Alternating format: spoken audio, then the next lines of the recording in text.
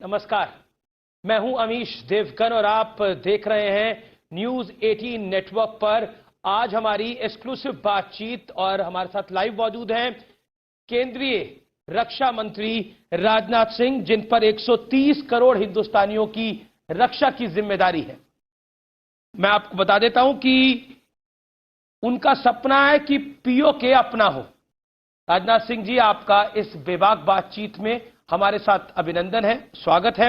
मैं आपसे यह जानना चाहता हूं, 18 अगस्त 2019 को पंचकुला में आपने एक बयान दिया था। इस बयान को लगभग 9 महीने 15 दिन और 6 घंटे पूरे हो चुके हैं।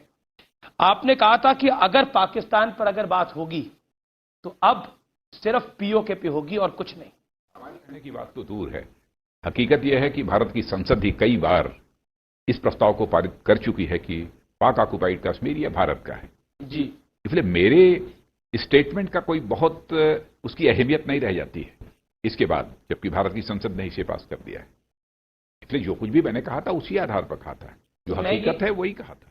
मैं ये राजनाथ जी जानना चाह रहा हूं कि प्लान क्या है, क्योंकि जब से आपने ये 9 महीने पहले बयान दिया था, पब्लिक को लग रहा था कि मोदी सरकार में तो फैसले उस टाइम पर खटाखट हो रहे थे। जैसे आप लोगों ने 370 हटा दिया, उसके बाद सीए ले आए। क्या पीओके को लेकर, निश्चित तौर पर बतौर रक्षा मंत्री आप बड़ा प्लान डिस्क्लोज नहीं कर सकते, लेकिन क्या भारत की सरकार की, मौजूदा सरकार की इच्छा शक्ति है? क्योंकि इमरान खान भी जो है वो थोड़ा डरे हुए हैं। वो पीओके को लेकर अपने सदन में बयान दे चुके हैं कि ये बालाकोट से भी बड़ा कुछ पीओके में करेंगे। तो बतौर रक्षा मंत्री आप क्या कहना चाहते हैं?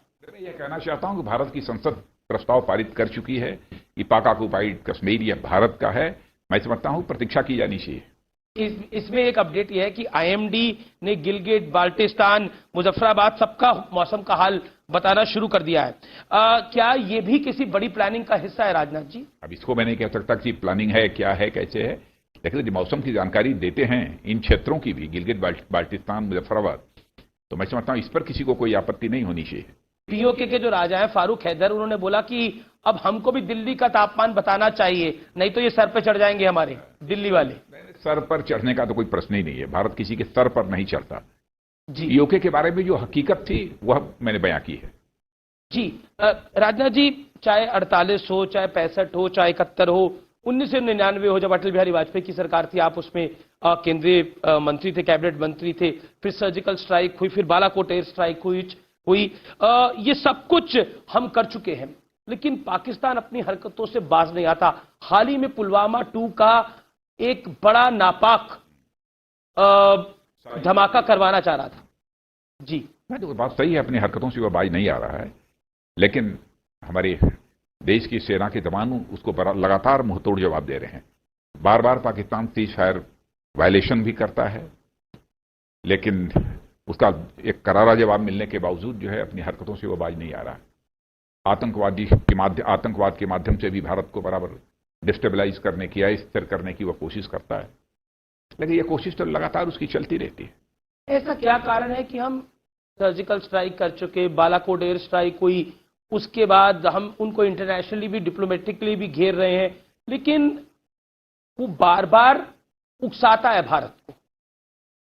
मैं समझता हूं इसका सही जवाब यदि कोई दे सकता है तो वही दे सकता है, लेकिन मैं इतना कह सकता हूं कि दुनिया की कोई ताकत भारत को न तो अस्थिर कर सकती है, न भारत को तोड़ सकती है, न भारत को कमजोर कर सकती है।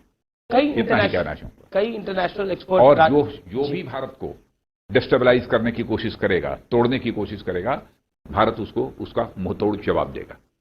राजनाथ जी, कई इंटरनेशनल एक्सपर्ट ऐसा मानते हैं कि कोरोना के इस वक्त में पाकिस्तान एक दूसरा फ्रंट खोलना चाहता है एक और देश की मदद से। उनका इशारा चीन की तरफ होता है। मैं जानना चाहता हूं कि आपको लगता है कि कोरोना के इस वक्त में, जब पूरी दुनिया कोरोना की इस महामारी से, पूरी मानव जाति कोरोना की इस महामारी से लड़ रही है, पाकिस्तान कोई बड़ा ट्राई कर सकता है? अब इस बारे में, इन संभावनाओं के बारे में मैं कुछ नहीं कह सकता हूं, क्या होगा, कैसे होगा, लेकिन कोरोना का संकट ये वैश्विक है जी, ये वैश्विक महामारी है, और मैं समझता हूं कि सभी देशों को मिलजुल कर इसका मुकाबला करना चाहिए। भारत की सीमाओं पर कुछ घटनाक्रम करके इसका फायदा उठा सकता है। वैसे इस वैश्विक महामारी का लाभ उठाकर यदि कोई भारत को तोड़ने की कोशिश, कोई भी पाकिस्तान की बात, किसी की भी बात मैं करता हूं, जी जी, तो मैं स्पष्ट कर देना चाहता हूं कि उसके मंसूबे कभी भी पूरे नहीं होंगे।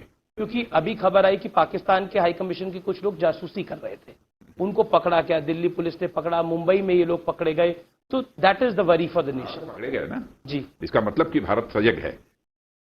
और वो जानना चाह रहे थे, वो जानना ये चाह रहे थे कि पीओके में क्या मूवमेंट भारतीय सेना करना चाह रही है, उनके वो सेना की मूवमेंट के बारे में जानना चाह रहे थे, जो हमारी जानकारी है। तो इसीलिए तो वो गिरफ्तार हुए, वो पकड़े गए और सीधे पाकिस्तान को वापस कर दिए गए। जी, इसका मतलब भारत अपने देश की सुरक्षा को लेकर पूरी तरह से सजग है। क्या संदेश जाता है जी, क्योंकि पाकिस्तान घुसपैठ पे फेल हो रहा है, डिप्लोमेसी में फेल हो रहा है, जासूस पकड़े जा रहे हैं, तो क्या वाकई पाकिस्तान फ्रस्ट्रेट होकर भारत की अंदरूनी सुरक्षा में कुछ सेंधमारी करने का प्रयास कर सकता है? आप इस पर क्या कहना चाहेंगे, देश को क्या कहना चाहेंगे? भारत की आंतरिक सुरक्षा में सेंधमारी करने की पाकिस्तान के द्वारा तो लगातार वर्षों से यह कोशिश होती रही है, लेकिन आप यह भी देख रहे हैं कि हमारी सुरक्षा के जवान उसका मुंहतोड़ जवाब दे रहे हैं। बड़ी संख्या में आतंकवादी मारे जा रहे हैं, लगातार मारे जा रहे हैं, लेकिन अब भी पाकिस्तान अपनी हरकतों से बाज नहीं आ रहा है।